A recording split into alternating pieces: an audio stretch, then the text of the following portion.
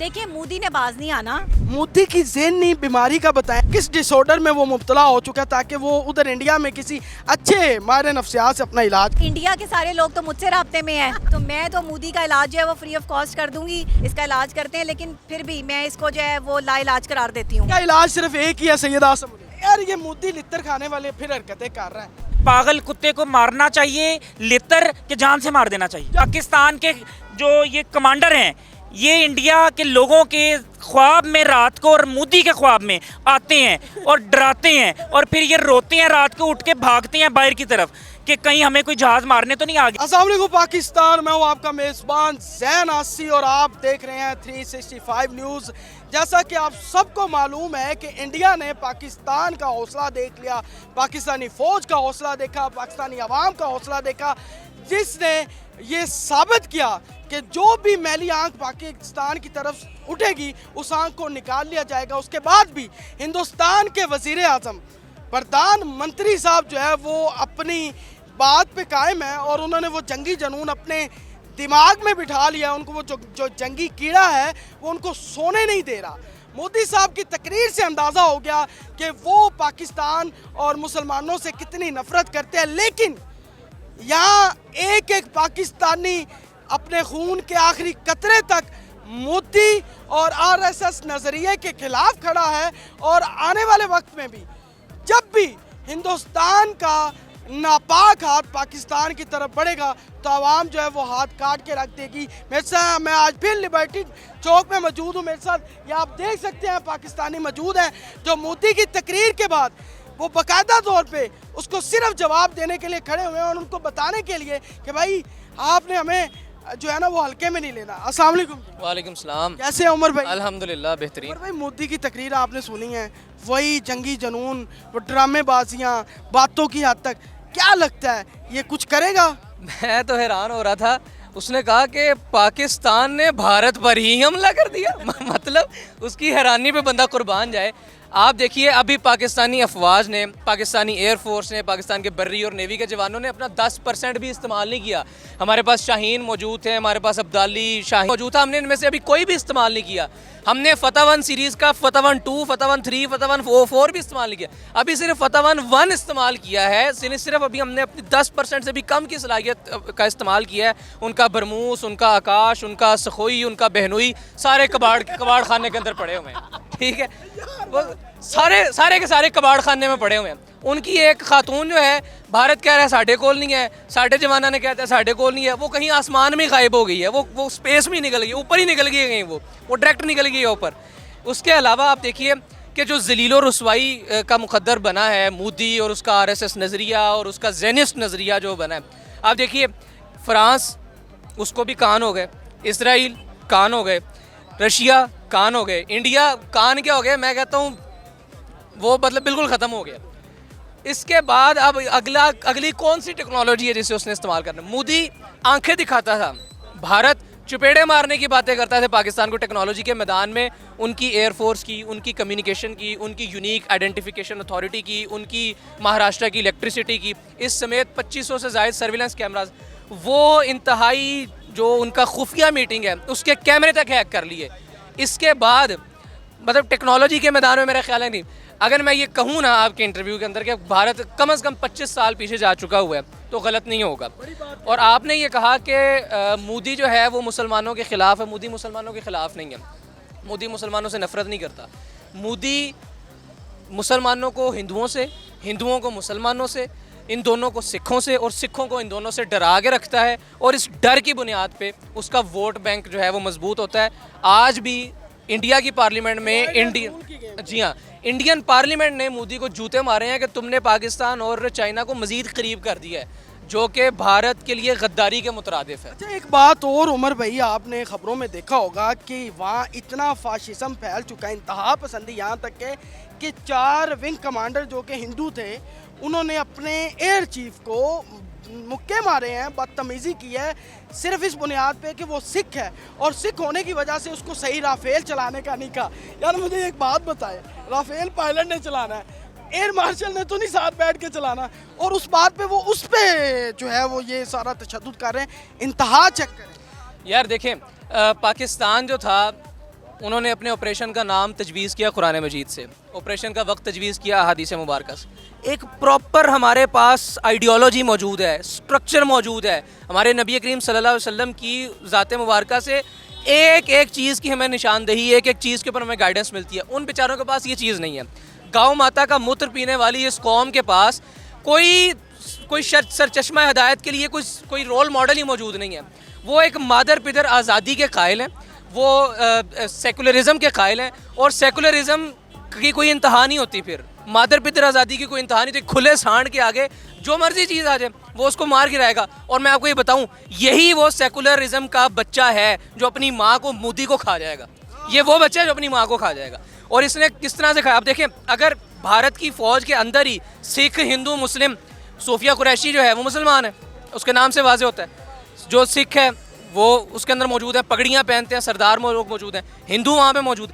अगर ये तीनों कबीले के लोग भारतीय फ़ौज की छतर छाया के नीचे, ये तीनों सेना के लोग आपस में ही लड़ पड़ेंगे, हमारा इन्होंने क्या बिगाड़ लेना भाई, क्या बिगाड़ लेना इन्होंने, है ना। अच्छा, पाकिस्तानी फौज के हौसले को किस तरह देखते हैं? सैयद आसिम मुनीर साहब की कायदाना सलाहियत को किस तरह देखते हैं? बुनियानुम मरसूस, सिपा सलाई हुई, सीसा पिलाई हुई दीवार। सिपा सालार आसिम मुनीर साहब ने जिस कदर आसाब का काम किया है सारे मामले के अंदर, मतलब हौसला, हिम्मत, शुजात, मतलब दाद के मुस्तहिक हैं कि जिस तरह से उन्होंने इंतहाई सब्र का मुजाहरा किया।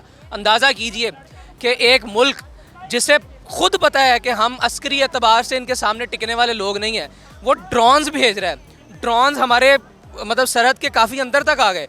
उसके बावजूद हमने इंतज़ार किया कि भाई अगर हम फ़ौरन से उसको रिटेलिएट करेंगे तो अंदाज़ा हो जाएगा ना कहाँ पे हमने रखे सर। उसको अंदर आने दिया, सब्र किया, उनको मार गिराया। अमेरिका को इत्तला दी, पूरी दुनिया को इत्तला दी कि भाई ये देख लें, बाद में नहीं कहना। और फिर बाद में जब हुआ तो फिर आपके सामने ही। अगर पाकिस्तान पे इस तरह दोबारा हरकत होती है, क्या ये कौम दोबारा इकट्ठी होगी, दोबारा कौम पाक फौज के साथ खड़ी होगी? अच्छा, जो आपने अभी सवाल किया है ना, आपने कोशिश करनी है सवाल नहीं करना दोबारा। ये सवाल सुन के ना अब मोदी और उसकी पूरी जो फोर्स है ना उसको डर लगता है, यार दोबारा वाली तो गल ना करो, पहले चुपेड़ा नहीं है पईया ने, वही लाल हुई ने, दोबारा वाली बात ना करें। ये जो कौम का जज्बा है शहादत का, इनको बताएं कि हम तो बैठे ही शहीद होने के लिए हैं, और ये हमें क्या करेंगे जब कुफार के सामने। और ये कुछ हमारे पाकिस्तान के अंदर भी बातें हो रही हैं, हमेशा थोड़े ही बोतों से लड़े हैं। हमारी हिस्ट्री है इस्लाम की। आज भी अगर आप पाकिस्तान की अफवाज और भारत की अफवाज की तादाद का तकाबुल कर लेना तो ये वही 313 और हज़ारों के लश्कर वाली जो परसेंटेज है ना वही निकलेगी। यार मुसलमानों की हिस्ट्री रही है, थोड़े ही ज़्यादा से लड़े हैं और बताया फिर कुफार को। तो ये वाकई उमर भाई बताएं जज्बा कैसा है इस वक्त कौम का इकट्ठी है? यार ये लोग जो हैं ये मौत से नहीं डरते, जो पाकिस्तान की साइड के लोग हैं। ये कलमा ला इलाहा इल्लल्लाह से सर बुलंद हैं, इन्होंने सरों पे कफन बांध लिए हैं, इनकी निगाह जो है अब अपने दुश्मन की जानिब लग चुकी हुई है। ये वो कौम है जो मिसाइल भी अपनी निगरानी में चलाती है। आपने देखा वो सारा गांव के अंदर पूरा गांव इकट्ठा बैठे हैं और वो देख रहे हैं, बैठे देख रहे हैं। तो भाई ये लोग डरते होते तो ये लोग तो निकलते ना। यही कंडीशन उस तरफ होती, जब उस तरफ से मिसाइल दागे गए यहाँ पे, तो मैं नहीं समझता पूरे का पूरा गाँव खाली करवा लिया गया होगा। यहाँ के लोग जो हैं वो इस चीज़ के मानने वाले हैं कि मोदी तेरा पाला उसके मानने वालों से पड़ गया जो लश्कर के लश्कर भेजकर अबाबील के ज़रिए से जो हाथी हैं उनके लश्करों को तबाह कर सकता है। ये इनका ये नज़रिया है। भाई हमारे यहाँ तो जो मर जाए, जो बंदा चला जाए इस दुनिया से लड़ते लड़ते, वो शहीद है, वो जन्नत का रहने वाला है, वो जन्नत का बासी है। इनके यहाँ कोई चला जाए उन्होंने पहले अपने साड़ देने, फिर वो आगे चल के भी साड़ता है। तो इसका ये चीज़ें चलती रही। बिल्कुल जी, उमर भाई ने बड़ी खूबसूरत बात की है। और भी हमारे साथ मौजूद है डॉक्टर नबिया साहिबा मौजूद है इस वक्त। अस्सलाम वालेकुम डॉक्टर साहब। जी वालेकुम अस्सलाम। कैसी हैं आप? मैं ठीक हूँ, अल्लाह का शुक्र। मोती नहीं बाज आ रहा, दोबारा तकरीर कर दी है, दोबारा लित्तर खाने की कोशिश उसने की हुई है। कौम इकट्ठी है, दोबारा अगर हरकत करता है, कौम का जज्बा बताएं, कौम फिर इसको जवाब देगी। देखिए मोदी ने बाज नहीं आना। जो मेंटल केस होते हैं, जिनको जो है वो सैडिस्ट पर्सनैलिटीज़ होते हैं, ये बाज नहीं आते। ये तशद्दुद पसंद लोग हैं, ये तशद्दुद को पसंद करते हैं। ये हमेशा अपना प्रोपेगेंडा जारी रखेगा क्योंकि वो अपनी आदत से मजबूर है। हमें अपनी जो है वो तैयारी मजबूत रखनी है और हमारी तैयारी अल्हम्दुलिल्लाह बड़ी मजबूत है। हमारी पाक अफवाज बड़ी मजबूत है, हमारा एयर डिफेंस सिस्टम बड़ा मजबूत है, हमारी बर्री बहरी ज़मीनी तमाम अफवाज जो है वो हमारी अफवाज पाकिस्तान हमारे मुहाफ़िज़ हैं और हम उनको खराज तहसीन पेश करते हैं। आज की मेरा ये रैली निकालने का मकसद भी यही था। यंग डॉक्टर्स एसोसिएशन के साथ मिलकर और हम यंग जर्नलिस्ट एसोसिएशन YM में और YDA जो है वो दोनों का कोलैब पिछले 6 साल से है। तो आज हम अपनी पाक अफवाज के लिए सड़क पर निकले हैं, इज़हार तशक्कुर के लिए निकले हैं और इंशाल्लाह हम माहिर नफ्सियात है आप, मोदी की ज़हनी बीमारी का बताएं कि उसको किस बीमारी का अब है, उसको किस डिसऑर्डर में वो मुब्तला हो चुका है, ताकि वो उधर इंडिया में किसी अच्छे माहिर नफ्सियात से अपना इलाज करो। अच्छा, इंडिया के सारे लोग तो मुझसे राब्ते में हैं इंडिया में तो शायद कोई अच्छा माहिर नफ्सियात है ही नहीं, तो मैं तो मोदी का इलाज जो है वो फ्री ऑफ कॉस्ट कर दूंगी। यहाँ लाएं इसको, मेंटल हॉस्पिटल में एडमिशन करवाते हैं, इसका इलाज करते हैं, लेकिन फिर भी मैं इसको जो है वो लाइलाज करार देती हूँ। इसका इलाज मुमकिन नहीं इसका है। इलाज सिर्फ एक ही है, सैयदा आसम अली। इसका इलाज सिर्फ हमारा सिपा सलार है, हमारे मर्द मुजाहिद, हमारे मर्द मोमिन है, और एक सैयद से इसने पंगा लिया है, और सैयद से पंगा लेना इतना आसान काम नहीं है। उनके साथ जो है अल्लाह और उनके रसूल की ताकत चलती है, जिसके सीने में कुरान हो, जो हाफिज़ कुरान हो, जो अपने मिशन का आगाज़ ही कुरान की जो है वो सूरत से करे, जिसका मतलब हो सीसा पिलाई हुई दीवार। तो आप सोचिए कि सीसा पिलाई हुई दीवार का मुकाबला कोई कर सकता है? अल्लाह की ताकत है, फरिश्तों की ताकत है। अल्लाह ताला तो फरिश्ते भेज देता है जंगें लड़ने के लिए। हमने तो बहुत सी जंगों में जो है वैसे किस्से सुने हैं। डॉक्टर साहब, 7 मई से लेकर 10 मई तक लाहौर के अंदर आप रह रही थी, आप एंकर भी हैं, आप माहिर नफ्सियात भी हैं, अब आप तो मोटिवेशनल स्पीकर भी हैं। कहीं देखा आवाम के माथे पे शिकन हो, परेशानी हो, ड्रोन्स आ रहे हैं? आप बताएं नॉर्मल रूटीन कैसी थी आपकी, बताएं इनको इंडियंस को कि किस तरह एंजॉय किया बल्कि लोरियों ने। ये तो इंडियन मीडिया कार्टूनिस्ट मीडिया है, कार्टून बैठा रखे हैं इन्होंने, प्रोपेगेंडा करते हैं, झूठी अफवाहें फैलाते हैं। इनको सहाफ़त का क्या पता? सहाफ़त तो पाकिस्तान करता है, सहाफ़ी तो हमारे पास मौजूद है, हमारा तो बच्चा बच्चा सहाफ़ी है, बच्चा बच्चा रिपोर्टर है। आप हर गली हर मोहल्ले में देख लें, हर बच्चे के पास मोबाइल है और वो अपनी रिपोर्टिंग कर रहा है, और अथेंटिक सर्टिफाइड।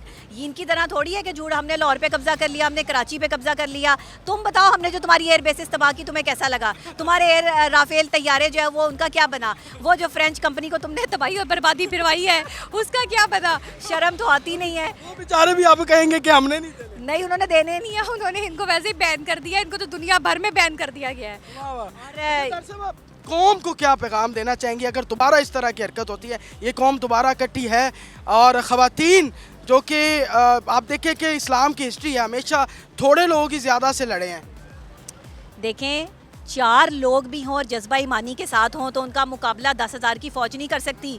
तो यहाँ पर हम जज्बा ईमानी के लेकर जो है वो ज़िंदा हैं, और हमारी तमाम तर अवाम जो है पाक फ़ौज के पसे पुश्त खड़ी है, और जिस फ़ौज के पसे पुश्त पे अवाम खड़ी है उसका मुकाबला कोई नहीं कर सकता।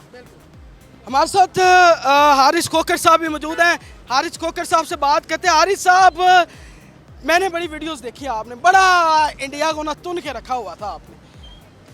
यार ये मोदी लित्तर खाने वाले फिर हरकतें कर रहा है, ये इकल्ले जनी जाके कुट नहीं आने तुसी? देखें, लित्तर खाने वाली हरकत तो ठीक है, पागल कुत्ते को मारना चाहिए, लित्तर के जान से मार देना चाहिए। जान से मार तो ये पागल कुत्ता है, ये काटने को फिरता है, ये पागल मेंटली रिटार्डेड इंसान है। और पाकिस्तान के जो ये कमांडर हैं, ये इंडिया के लोगों के ख्वाब में रात को और मोदी के ख्वाब में आते हैं और डराते हैं, और फिर ये रोते हैं रात को, उठ के भागते हैं बाहर की तरफ कि कहीं हमें कोई जहाज़ मारने तो नहीं आ गया। और दूसरी बात ये है कि इंडिया के एयर चीफ जो हैं, जो कि हेड हैं, वो मैं ये कीड़े पड़ी हैं। मैं सिख हो के, वो एक सिख थे और हिंदू इंतहा पसंदी, यहाँ तक है कि हिंदू इंतहा पसंद जो विंग कमांडर्स हैं वो अपने एयर चीफ को मार रहे हैं। इसको किस तरह देखते हैं? क्या इंडिया अपने अंदर लड़ाई तो पहले ख़त्म करे? इंडिया के एयर चीफ को चपेड़ें पड़ गई, कमरा लॉक करके ठुड्डे चपेड़ें, 3 लेफ्टिनेंट जनरल को मोदी ने चेंज कर दिया। इतनी आला सतह पे कभी किसी फौज में जंग के दौरान चेंजिंग हुई है? पाकिस्तान में तो एक कप्तान भी चेंज नहीं हुआ। यानी कि पाकिस्तान बुकलाट का शिकार नहीं, ये बुकलाट का शिकार है। बॉर्डर पर ये खड़े करते हैं कश्मीरी फौजियों को और सिख फौजियों को, ताकि हमला हो तो वो मरे, हिंदू ना मरे हैं। फिर अमृतसर में जो इन्होंने वो जलंधर में, फिरोजपुर में हमले किए, यानी कि इंडिया ने हिंदुस्तान को हमले का निशाना बना दिया खुद ही। यानी कि सिख पाकिस्तान के खिलाफ हो जाए, लेकिन सिखों को पता चल गया है कि ये हमले इन्होंने किए थे। ये तो बगैरत है। मोदी जो है उसकी शलवार और उसकी धोती जो है वो गीली हो चुकी है। हारिस भाई, मुझे ये बताएं कि ये अगर दोबारा हरकत होती है, कौम वापस इकट्ठी है अपने सिपा सलार के साथ? कौम सीसा पिलाई हुई दीवार है, कौम इकट्ठी है। कौम ने जो है S-400 को तबाह कर दिया, एयर बेसिस को तबाह कर दिया। डोनाल्ड ट्रंप ने कहा था कि हमला करो, ठीक है, लेकिन डोनाल्ड ट्रंप ने ही फिर सुलह कराई कि जब बच्चे को मार पड़ती है ना, बाप कहता है जा लड़, तो जब चपेड़ें पड़ती हैं तो फिर बाप कहता है चल मेरे बच्चे को छड़ दे। अब इन्होंने टेस्ट किया है कि पाकिस्तान की फ़ौज कितनी मजबूत है, बहुत मजबूत है पाकिस्तान की फ़ौज। बिल्कुल ऐसे ही है। बिल्कुल हारिस खोखर साहब, डॉक्टर नबिया और पूरी YMA की वाइडी की आप लोग देख सकते हैं जिन्होंने यहाँ बाकायदा तौर पे एहतजाज किया और बताया कि पाकिस्तानी कौम जो है वो हमेशा शीशा पिलाई हुई दीवार अपनी फ़ौज के साथ खड़ी है।